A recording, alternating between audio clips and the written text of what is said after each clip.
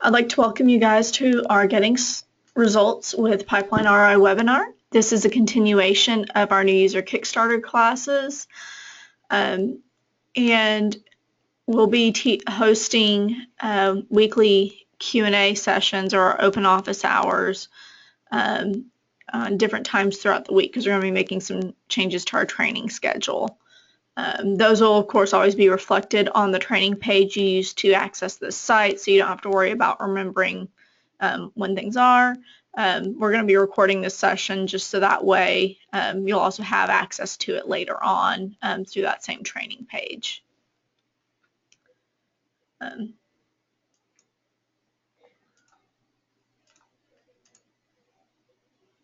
I do want to let you guys know that there will be a lot of information given today, and what I actually recommend is that you write down action items that you can take away from this to help you utilize the strategies I'll bring up quickly for your own site, kind of take baby steps towards some of these things. And I do want to let you know that everything discussed doesn't cost you anything but a little bit of time and creativity. This is why SEO really isn't such a tech thing anymore. It's really something anybody can do because it's less about what's going on under the hood of your site and more about what is happening on your site and how your site engages your visitors. The very, very first thing I want you to think about is who you're targeting with your site. Is it buyers, sellers, maybe people seeking a government-backed loan? I want you to write that down. Then I want you to get even more specific with it. So, for example, first-time home buyers, sellers that are downsizing, military relocation, USDA loans, VA loans, the different loan types. And feel free to share your focus in the chat window so that way I know kind of where you guys are, and it helps you guys to start thinking about it. I will be emailing out a free resource that does have some questions that will help you define your audience. And it is okay to target more than one, but for today's kind of class, I want you to think about one specific example just to kind of get you started. So if you didn't type in your email when you entered the class, which it looks like I do have everyone's email, you can also send an email to the training at pipeline.roi.com so that if you for some reason don't get it, and we can send it out to you. The reason why who you're targeting matters is because people tend to want to work with aces, not really jacks of all trades. So you do want to make sure that at least some part of your site has content that's going to speak specifically to them. And again, it is okay to target, buyers and sellers, but right now we're just going to be focusing on the one example that you've got. For my example today, I'm going to be talking about somebody relocating to Oklahoma City.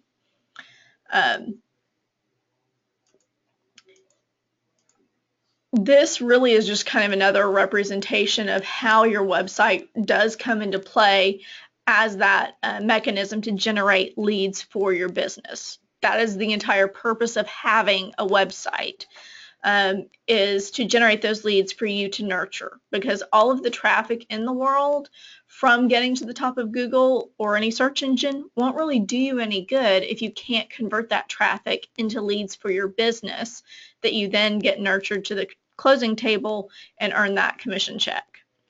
So think about what's, with that target audience in mind that we've honed in on, what signals is your site sending that would encourage those customers to provide you with their contact information?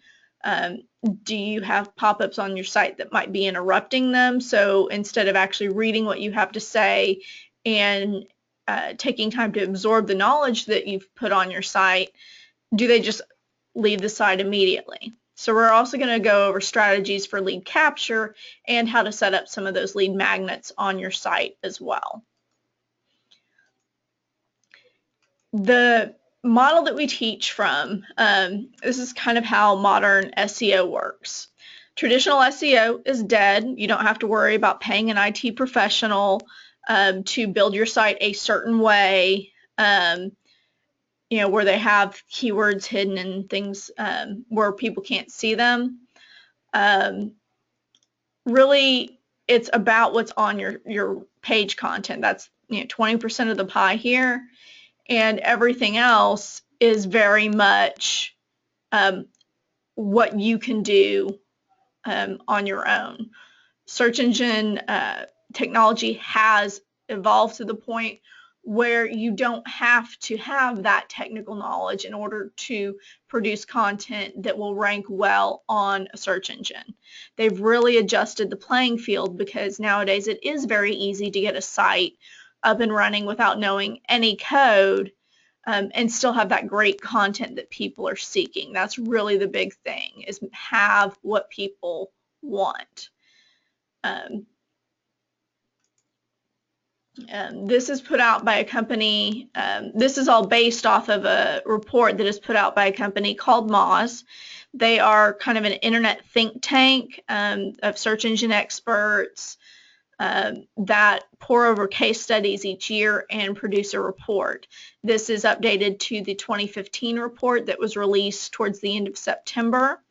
The good news between this and what we've taught in the past is the advice has not changed. So again, it's not about technology and tricks. It's really how putting those into practice is getting weighted differently to achieve the rank. For example, this section with the behavioral mobile functionality jumped by about 3% this year. Especially since Google released an update that back in April that weighted sites that were mobile responsive more heavily than sites that were not. This just kind of reiterates it again. Again, I'll be sending you out a copy of these slides so you'll have a chance to kind of read through them. Right now I want to delve right into the examples. I mentioned first that we want to make sure that your site is going to work on mobile. That's really the big thing right now, because over 60% of searches that go through Google happen from a mobile device. So that's more than likely how somebody's going to come across your site in a search. What we mean by is your site mobile responsive is, does it change to suit whatever the screen size is? All of the sites that we build here at Pipeline ROI do this for you automatically, so you've already got a big chunk of this headed in the right direction. I'm going to kind of pull back here a little bit, and we're going to talk more about this 20% here. We're going to spend most of our time on content today because it does really drive in everything else on the site, because you've got to have good content in order to promote it, which is what this red half of the equation is. This is really on-site information. This is your web reputation and how you're marketing your site. The way we help with this is we do have provided pages, some buyer information, seller information, just to kind of get you started. We highly encourage that you go in and you can edit any of our content pages. You can also create your own custom pages. So for example, the one we're going to be doing today, this isn't one that is provided. This is one we're creating together. Okay. You want your site to have that useful, relevant, and focused. That's why knowing who your focused content, excuse me. That's why knowing who you're targeting is very important, because you have to think like them in order to have content that they are going to find relevant and useful. You want to make sure that you've got your site branded with a logo if you've got one, your company name. You want to have your contact information very easy to find. Standard industry practice is that contact information goes in the footer.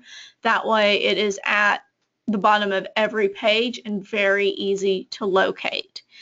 You do want to make sure that the contact information on your website is the same across your social media and across any business directories that you happen to have profiles for.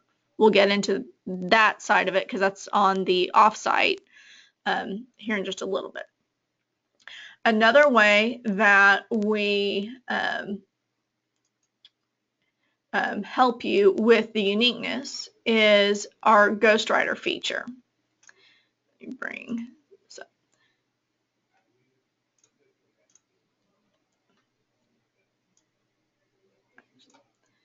So what our ghostwriter feature does is it ensures that when you purchase one of our sites, you're not going to get the same 9 steps to owning page that anybody else that has purchased is. What it does, and let me bring this up so that way you can kind of see it in action. I think that's going to be the easiest way. I'm going to grab this first sentence here, paste that there. I'm going to tell the page to rewrite. It's going to readjust the content. Now you may have noticed that the heading changed here. If I'd scroll down, the pictures will also change as well. Paragraphs, sentences, it'll do that through the entire page. But just to see, since we're concentrating specifically on this first sentence, let me put that here. You'll see that it's the same sentiment, just phrased differently. So that way you get a unique page on your site that has the information somebody's looking for, but you're not having to actually go in and fully write it yourself. Though you can come in and edit your site as needed as well. And all you have to do is do the save and close down here. How do you know if one of our provided pages does have ghostwriter? You will see that it has these 2 little recycle arrows next to it. You do, to turn it on without having to actually go in the page and manually rewrite it, you can set it to rewrite that page every, goes all the way out to 6 months to down to 30 days. You don't really get any bonus points for updating your site more than once a month. That's why you can't go below 30 days. But what you can do is go through and kind of stagger these, where this is maybe at 30 days, this one's at 60, this one's at 9, well, we'll set that one at 90, and this one's at 90, so that way periodically the pages on your site are getting rewritten without you having to go in and update. The reason why this is important is because search engines like freshness of content. Another good way to do that is through blogging as well, and I'll get to that in just a moment. There are some other things that you can do to optimize your content. So to do that, let's go to our example page here for relocating to Oklahoma City. Minimize that so we can see. With agents, let me kind of touch on specialty content for just a moment before we go too far into this. You want to go, if you're an agent, you want to go beyond listings to information about the community, because people can go find houses. The reality is on Zillow and Trulia if they want to. Where Zillow and Trulia can't compete with you guys is in that very hyper-local information. So having information about area interest points, issues with transactions. You guys answer a lot of questions each day. Go through your sent email items and maybe come up with some of the standard points that you have, or standard questions that you've got, and you could do a frequently asked pages, frequently asked questions page on your site, for example. Let me bring this back up. Once you've got your content, there are some things that you can do to really optimize how people interact with it. The first thing of making sure that you've got good signals within your content is use headlines for your main point. Now, some older information would say if it's your main point, it should be a heading 1 versus a heading 2 or a heading 3. That's not so true anymore. As long as your headline, which I just highlighted this sentence and then told it which one of those I wanted to apply, as long as it's bigger and bolder than what's around it, you're going to get credit for it as being a headline, regardless of if you're using an H. In the code, it's an H3, but regardless of whether you're using heading 3, heading 2, or heading 1. The reason why is designers use those classes to apply different looks to the text. Search engines know this, so that's why it doesn't necessarily matter what number of heading you use. The key is just be consistent with it in your site. So if you're going to use heading 3 for the headline on one page, use a heading 3 for all of the page headlines. The other thing as well is once you get them on your site, you really want, I'm going to skip down to this links page, you really want your pages to interlink to one another. A website that does this really well is Wikipedia. And the reason why this is often referred to as the Wikipedia effect is because your site kind of becomes that one-stop shop because people can click on a link in the text that they're reading, they'll go to another page on your site that has information about that same topic, all the while they're spending more time on your site, which covers this point of are they staying, which fits into this piece here, of are they staying around and reading? Do they find what you have to say useful? So to create links within the pages to other pages that are on your site, all you have to do is highlight the text, come over to this custom links. My selected content is what's going to be shown in your navigation. Non-selected content are pages that are on your site but that aren't part of your main navigation. So for this, Bricktown, I'm going to have it pull into a search that I've got for downtown Oklahoma City. And now you'll see that this is a link. This is the way you want to create your links because it gives context so somebody understands if I click on this, I'm going to be getting more information about the Bricktown area. The other thing too about optimizing your text, not just through giving links to kind of guide that person through the journey, because the more time they're going to spend on your site, the greater the trust level you're building with them.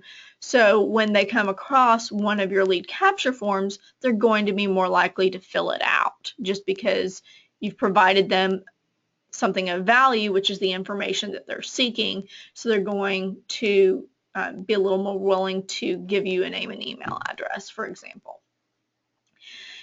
When you're writing your content, you do want to write with the fact that people tend to skim in mind. So instead of having a paragraph about Bricktown and then a paragraph about the Midtown area and Paseo District and anything else that I wanted to do in the Oklahoma City area for this page, I've chosen to go with a numbered list, which is one option. You can use a bulleted list, or you can do a paragraph and then do summarize some of the points in bullets. This is just so that way you can still write out really good content, but it's still very digestible to somebody that might just be interested in, oh, hey, living in an area where I can walk to great restaurants and have fun. Yeah, that sounds like me, versus some of these others might say something different and appeal, so that way they're honing in exactly on what they're wanting. That's why it's important to summarize, so that way it's digestible for people that skim.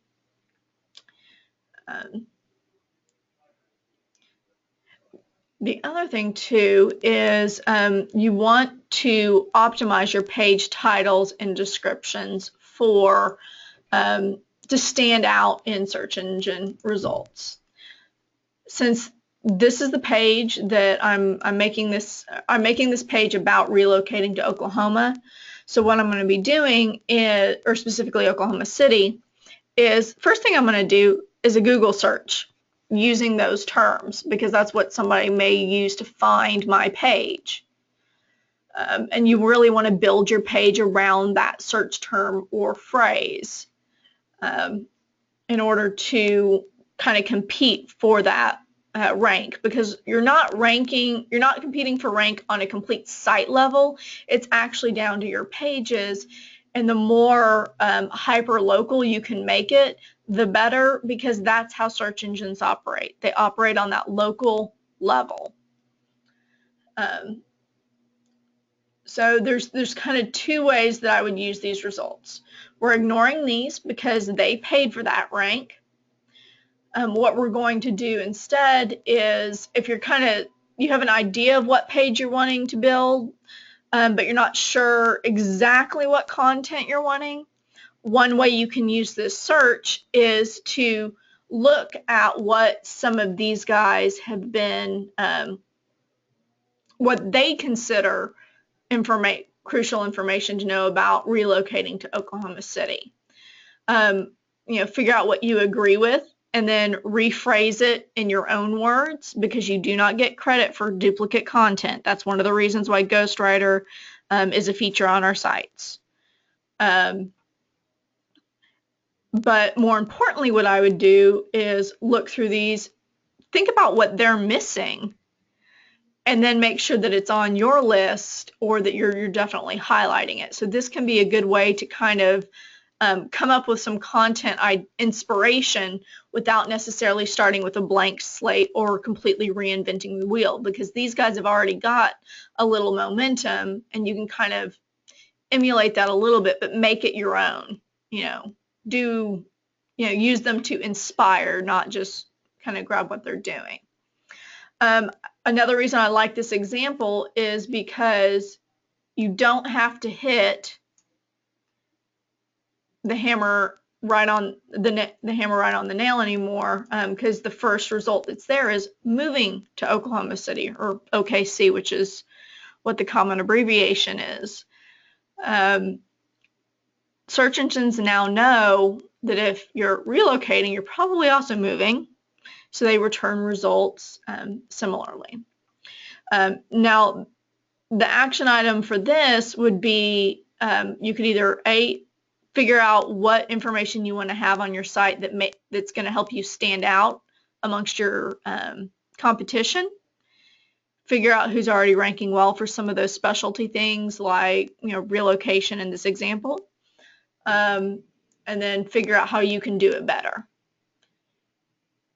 The second thing that you can use this for is figuring out how to stand out with your page titles and descriptions.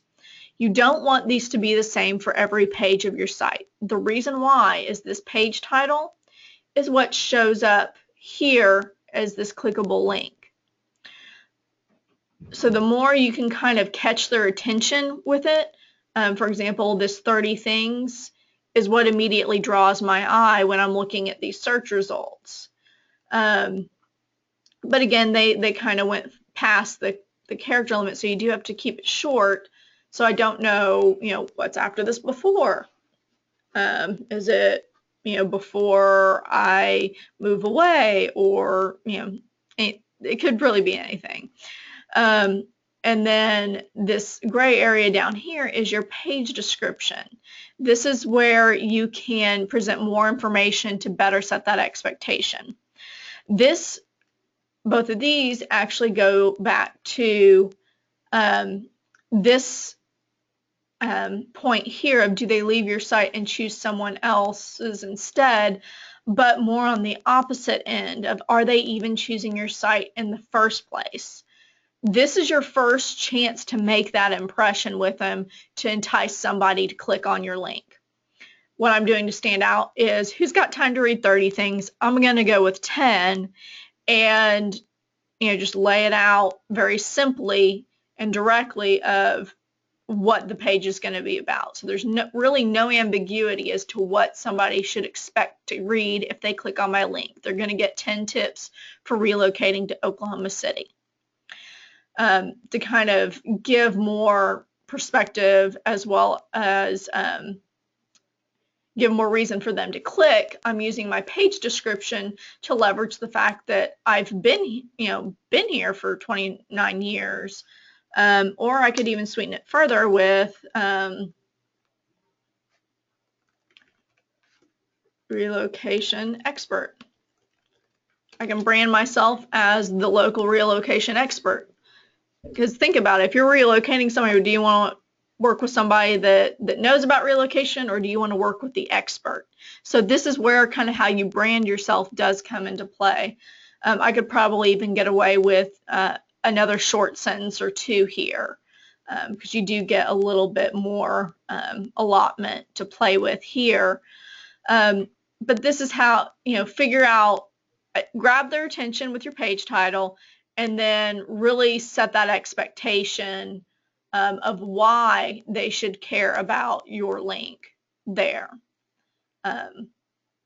So this lets you know, again, figure out how to stand out here, customize your page titles and descriptions to do that.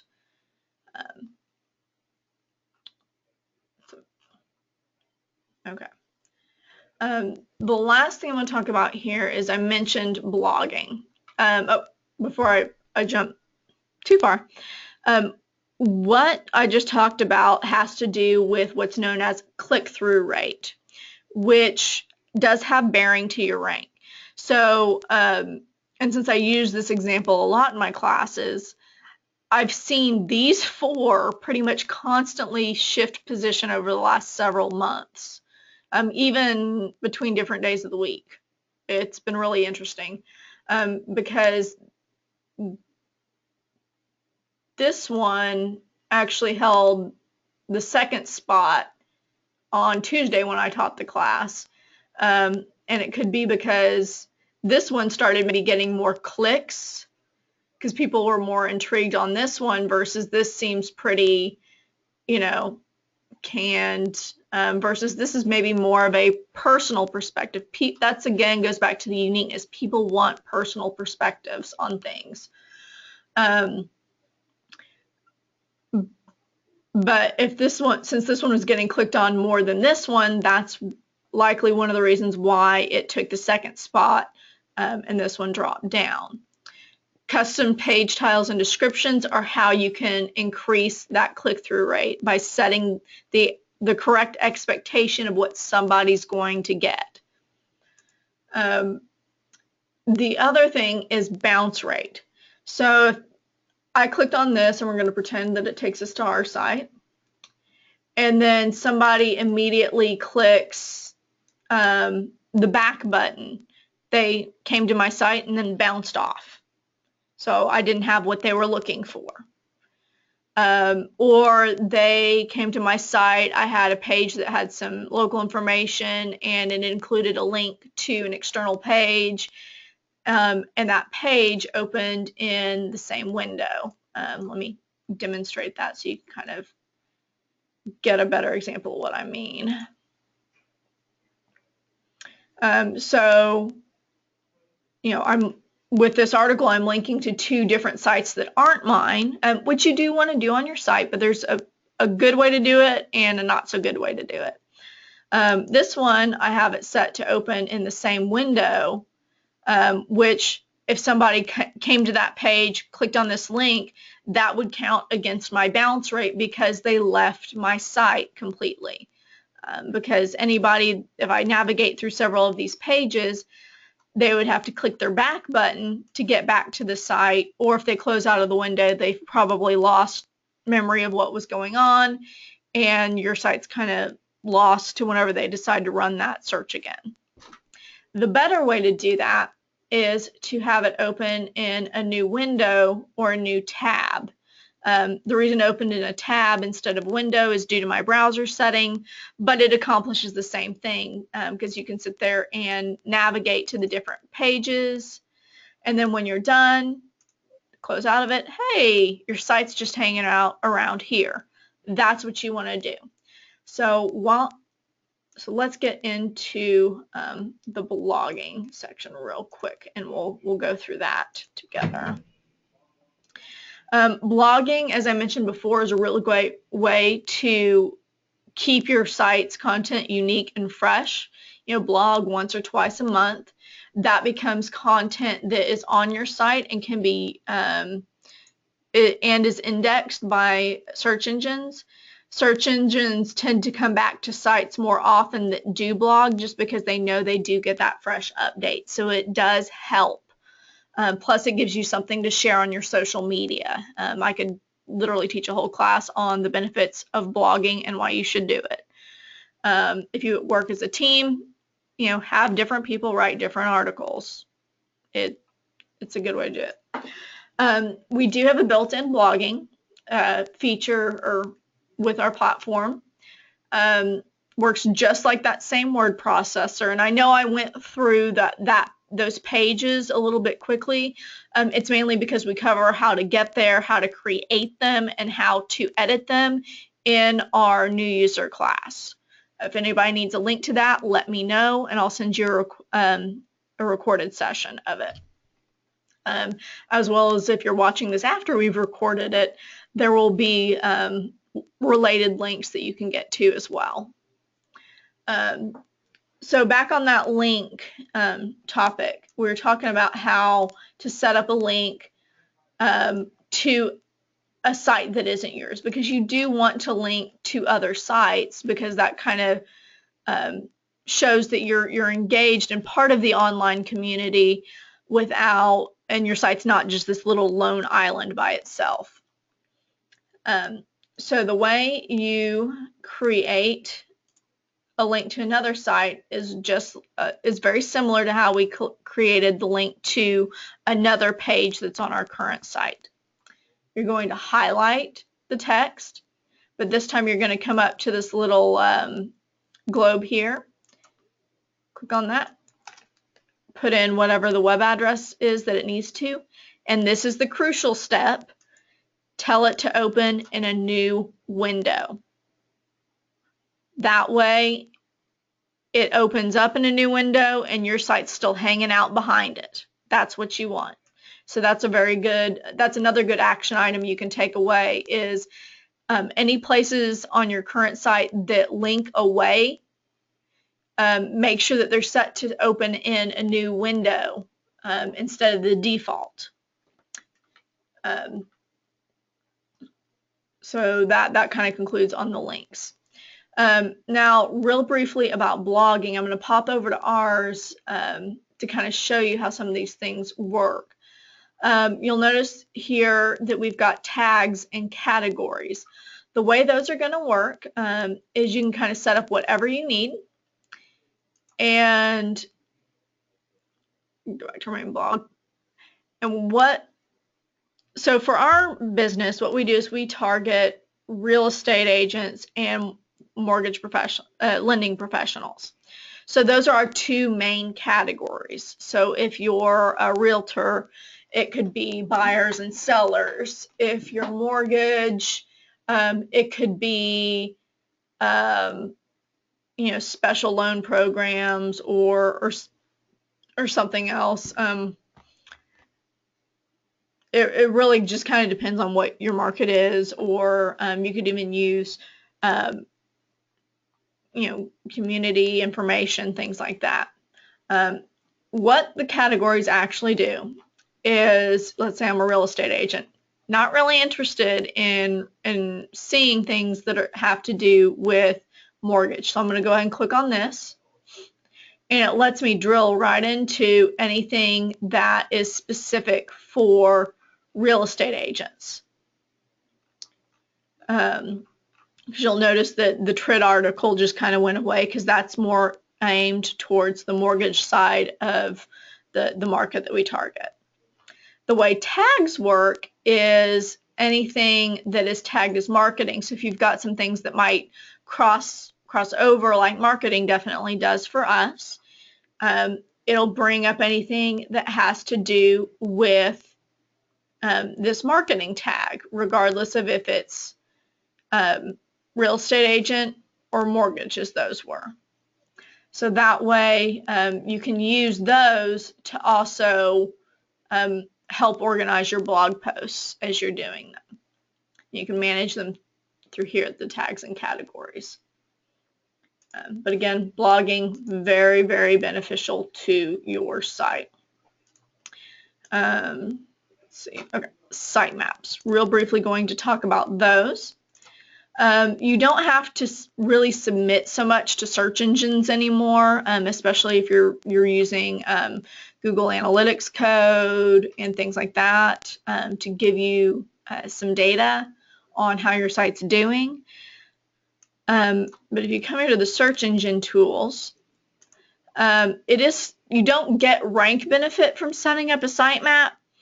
What you do get, though, is periodically they'll alert you to any issues that might be going on with your site. One very common one being page titles and descriptions that are too similar, as well as if you've got any broken links on your site. Whenever the bots go through and crawl, they'll send you information like that. So it's beneficial in that sense that it can alert you to maybe a potential problem with your site.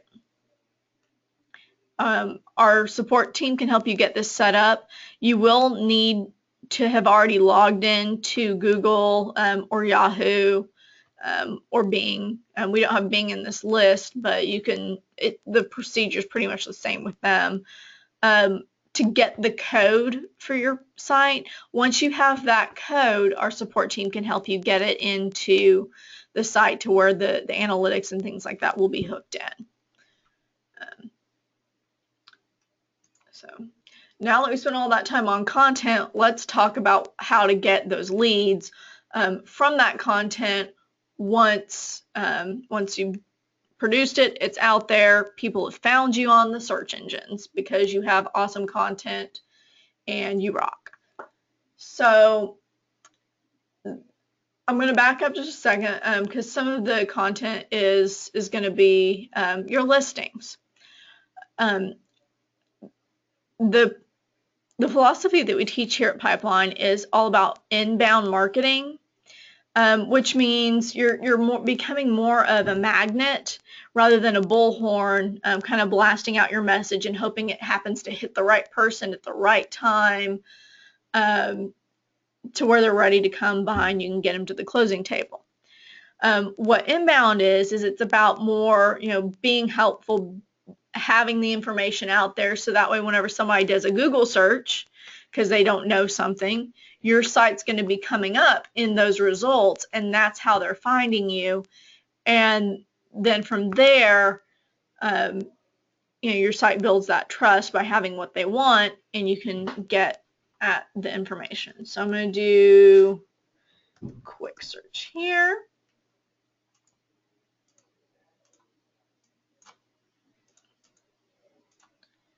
To show you how our IDX actually helps you capture those leads if you're an agent.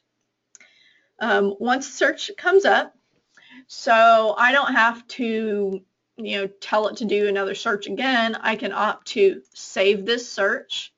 I'm prompted at that point for my name and information.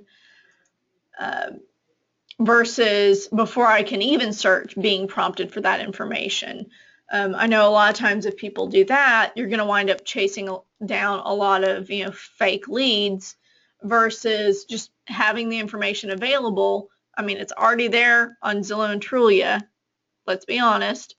and not asking for them to sign up with you in order to get the information that they're looking for. So here you've got searches. So if I wanted to add one of these to my favorites, all I would have to do is click on it. And again, I'm prompted. So it's more in the natural course of I found, as a consumer, I found something of value. Then I'm going to be prompted to give my information. So yeah, because I'm wanting to create kind of a saved list, I'm more likely to fill that out. Versus before I can even look at a listing or get any information, I'm being asked for information. That's kind of a turnoff for most people these days. They're either going to close out of it or they're going to leave your site, which actually kind of brings me into my next or one of my points down here, that's pop-up or doorway forms that are very interruptive.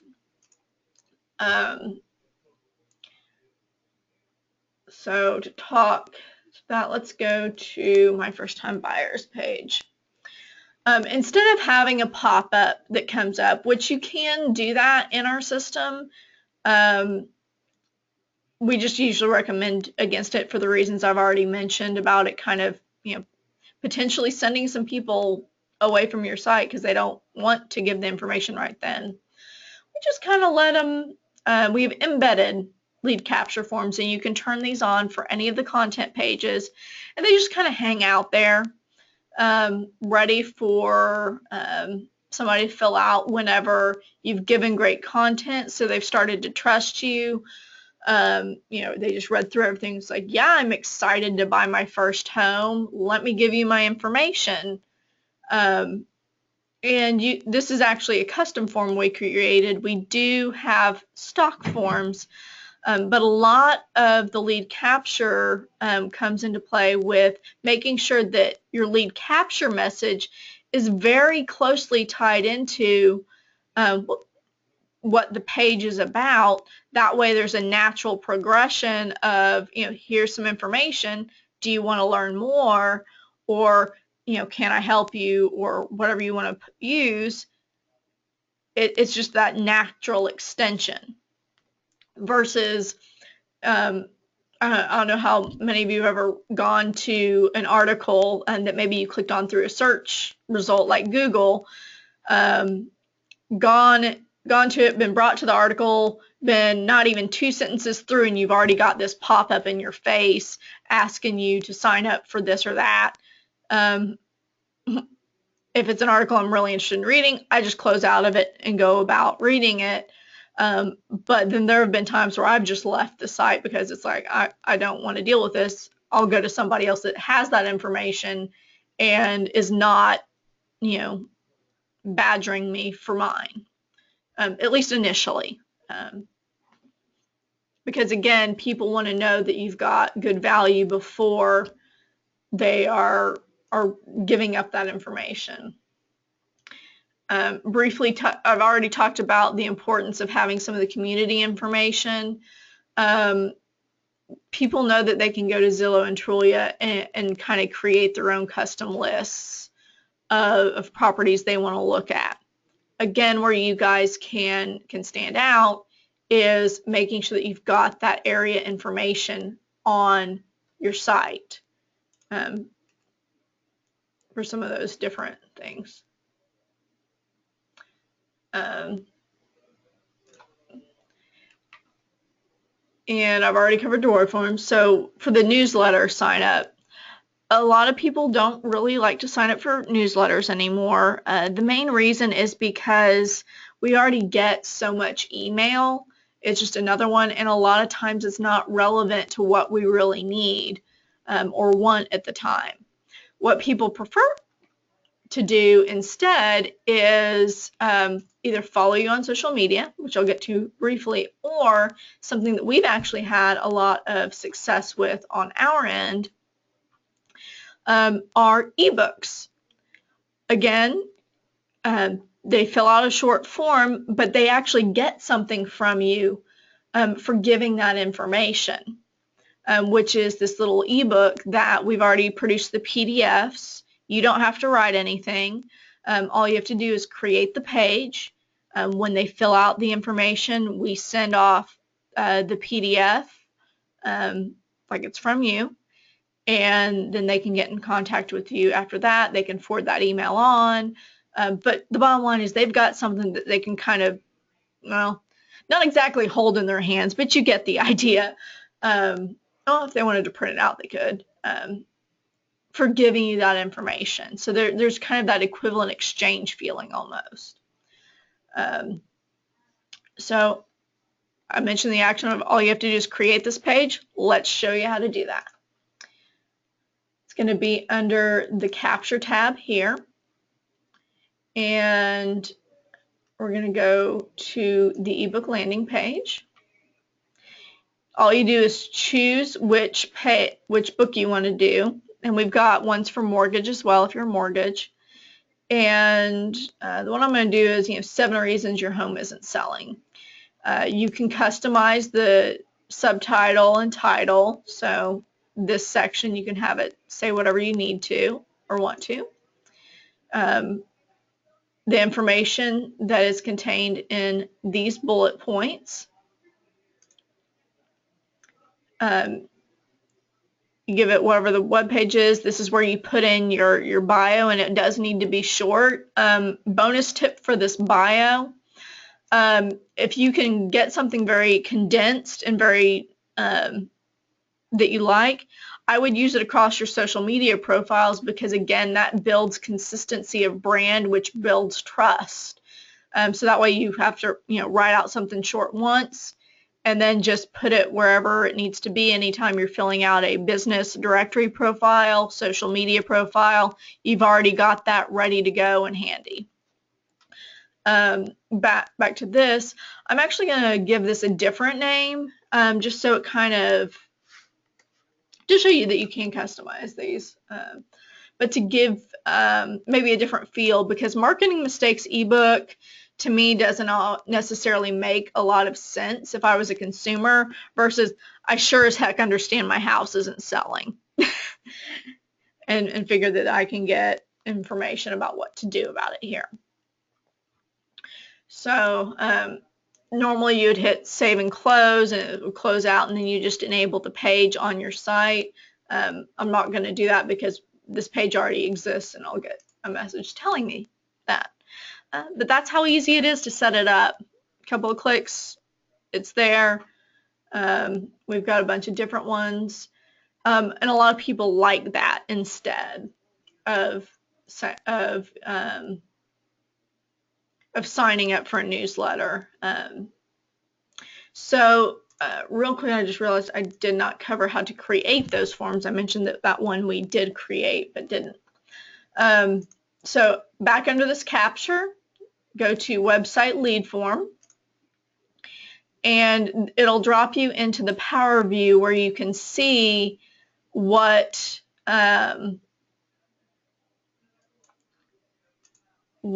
forms you've got and what pages they're on, and you can change what lead routing groups they go to. You can do that without having to actually enter the page, because you can turn it on as you're working on a page just by a checkbox underneath the content area there. How you create the forms is going to be under Form Manager. These 4 you are not able to edit because there are stock forms. So what we did here though is, and again, create a form to create it, but since we've already got this one, I'm going to show you where this kind of ties in and what goes to what. So let's go back to our first time buyers page. And you'll see excited to buy your first home. This is where you again use a headline to catch their attention, something clever. I opted to play the emotional card here of, it's an exciting time to buy your first home. This is where, again, like the description, you use it to kind of set the expectation. What can somebody expect to happen when they fill out this form? Maybe even why they should fill out this form. Again, kind of prove, I'm here to help. This is why you should kind of do business with me here as well. You can do different group forms. By default, name and email are always going to be required. You can't turn those off. You can rename the fields if you want. Actually, I take it back. I forgot those you can't. But if I wanted to edit this one, I could. And you can delete any of these. At minimum, you have to have the name and email fields. I would recommend not, unless you absolutely need to have something, I would recommend not making the rest of the form required. Reason why, name and email is kind of sufficient. Have some other fields in case they want to fill them out, but don't make it a requirement just because people don't want to fill out long and lengthy forms. Which is one reason why they would prefer to generally follow on social media, because that's a click of a like button or a follow button as opposed to giving over a lot of information as well. So we're going to jump into the marketing half. This is going to go pretty quickly, just because I know we're about 10 minutes out. I've already talked about inbound marketing. Again, it's becoming that magnet that's attracting, the buyers or the sellers or whoever you're targeting to you at the right time for them when they're already in that research phase of figuring out what they're wanting to do and kind of starting down that journey. With this, the biggest one here, and these kind of to a degree tie in very closely, is the number of inbound links to your site. That's kind of like internet currency, because they're essentially votes for your site, and the more authoritative the sites are that are linking to you and the more relevant they are within your industry, that's going to be a pretty big vote versus some of these other sites that'll link to you. So you do want to nurture other sites linking to you. You can do that through blogging, because the thing about blogging is bloggers like to link to other bloggers, even if it's in an industry or something like that. By producing those articles that people will want to comment or remark on, that general internet courtesy is that they link back to where they found your article that they're commenting on. So that's why blogging can have a big role in the impacting this section here. You do want to exist where other brands are. So using that, you can use the big sites to really get your website in front of more eyes. Use some of the big sites like Zillow and Realtor and Trulia. They all have that place where you can put your website link.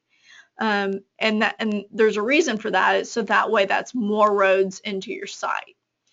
Kind of giving another example of it is, would you rather have 4 ways people can find you online or over 20? One of the things I'll be sending out along with a copy of these slides is a list of about 20 different places that you can go and fill out a business profile on. Again, all of these are free to join. Some of them will try to solicit to you. And no, we don't have any affiliate or anything like that with any of them. But again, today it's about what you can do by investing your time and creativity rather than opening your wallet. So if I don't have your email, if you'll go ahead and either type it in the chat window, or you can also send an email to the training at Pipeline ROI address that's in the chat window if you don't want to type it there. That way I can make sure everybody gets the information. Talking more about the links on your site. Again, I already hit you want it within the same industry. You guys are all in these transactions together. So linking to a mortgage broker site or agent site, inspector, title company, appraisers, all of that, insurance. I mean, I could list a lot of them. If you've got maybe set up a preferred preferred vendor, there we go, vendors page on your site, then that way you can encourage and help support some other local businesses and encourage them to do the same as well. Because you do get, some benefit from, especially if it's in the industry, and especially, and to a lesser degree, if a lot of those are geographically located together with you. Again, using kind of that same list of, mortgage brokers, agents, appraisers, title companies, etc. That's also kind of an untapped mine. Let me go back to here of ratings, which is this section here of the pie.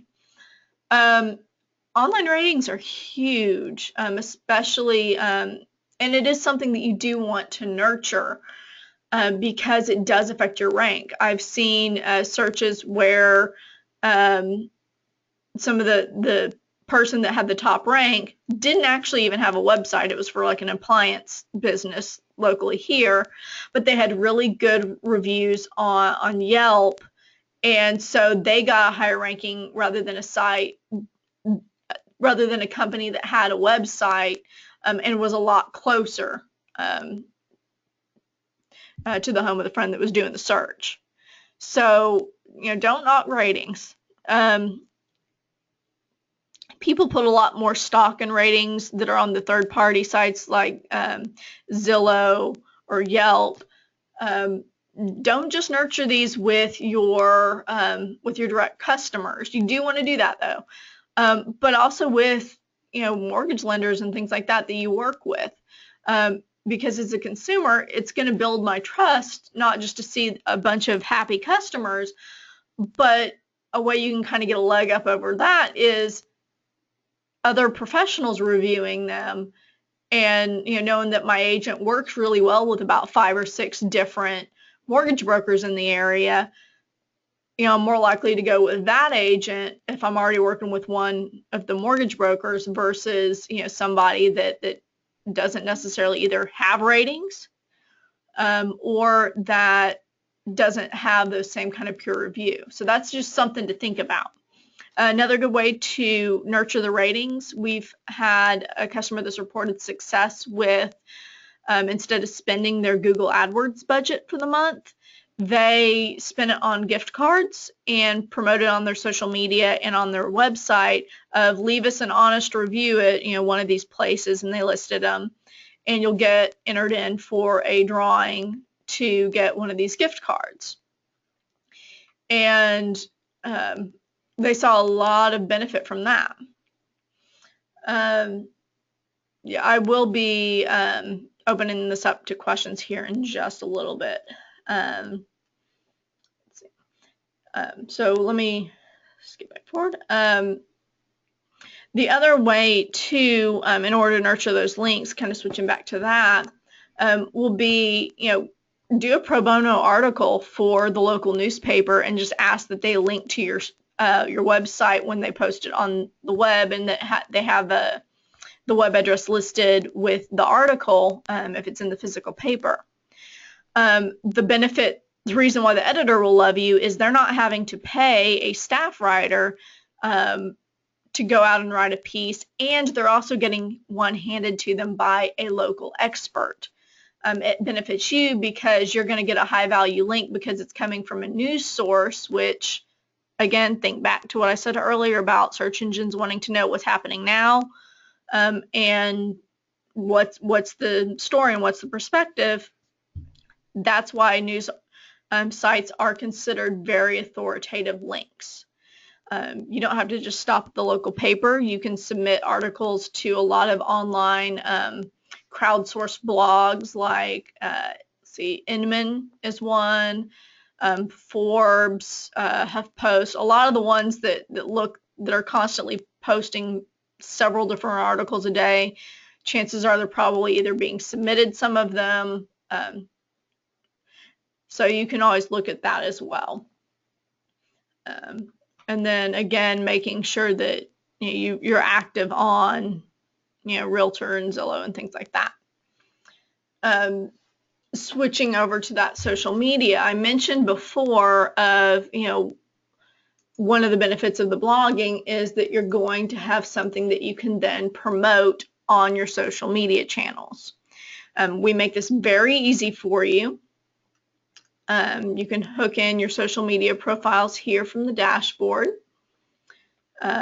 We integrate with Facebook and Twitter currently. And you can choose a specific blog post, or if you're not really sure what to do or where to get started, because you don't want to just post things about you and about your site. You want to share things that are going to be interesting with whoever it is that you're targeting. So this is another place where ghostwriter is going to come up. Click on the little inspire me, and let's do seller targeted. And I'm going to click on this ghost it button and kind of keep things going. And you'll see that it'll rewrite different times. Then you just click on select, it'll push it in here. You can add in, hashtags and things like that. So once you've got the message the way you want, and you can add in a picture here, you just click on continue. You can either choose to have it post immediately and then choose, whichever one you want it to go to, if you want to share with Twitter but not Facebook, or we do have a built-in scheduler. So I'm going to tell it to go to my Facebook.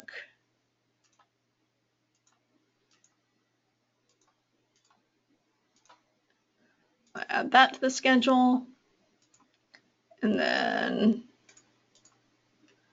I'm going to add it to my Twitter. Twitter, you can, it is actually recommended that you share things kind of multiple times on Twitter, because that is very much what's happening right this second.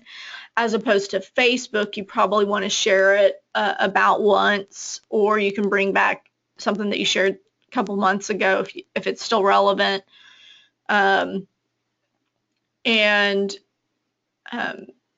yeah, that's kind of the big differences between Twitter and Facebook. So I've added all those to my schedule. Tell it to post. Close out of that. Go down here. This is where we hook in your social media stats, so you can see how many tweets you've done. That's what posts on Twitter are called. How many people are following you, how many people are retweeting, which is essentially telling their followers. It's kind of a digital word of mouth, as it were. And how many people are talking about you. You got your Facebook stats here. You can see when the last time you sent something out was to your social media channels. You can see what's coming up on your schedule. So you can delete a post if you decide you don't want to do it, etc.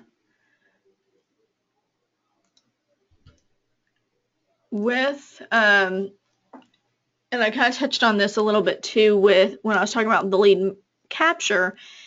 People would rather tune into social media these days versus give an email and get a bunch of information.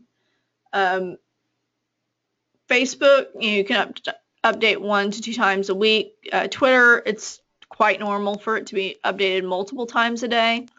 The scheduling feature, the reason I showed that is anybody that appears to be on social media all the time more than likely is using a scheduler similar to ours.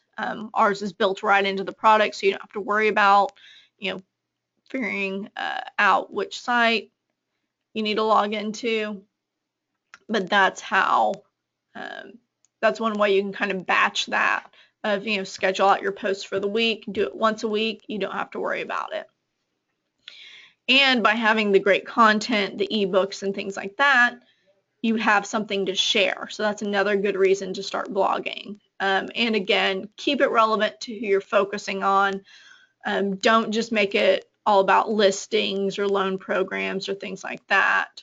You can share those periodically, but again, if you're trying to build an audience to where whenever you do share something about a listing that just went out, or a new loan program you guys are doing, it's going to be seen by more people versus if you just keep it to the listings, people aren't going to want to follow you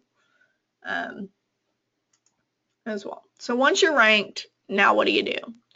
You want to keep blogging and keep making those social posts because, again, that's going to give you more content to promote.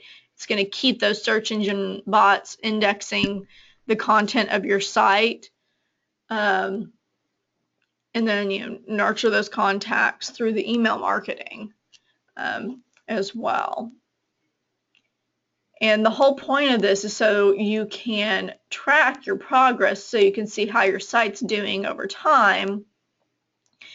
Figure out, maybe the spike was due to something you shared on social media, or if you had sent out an email blast or something like that.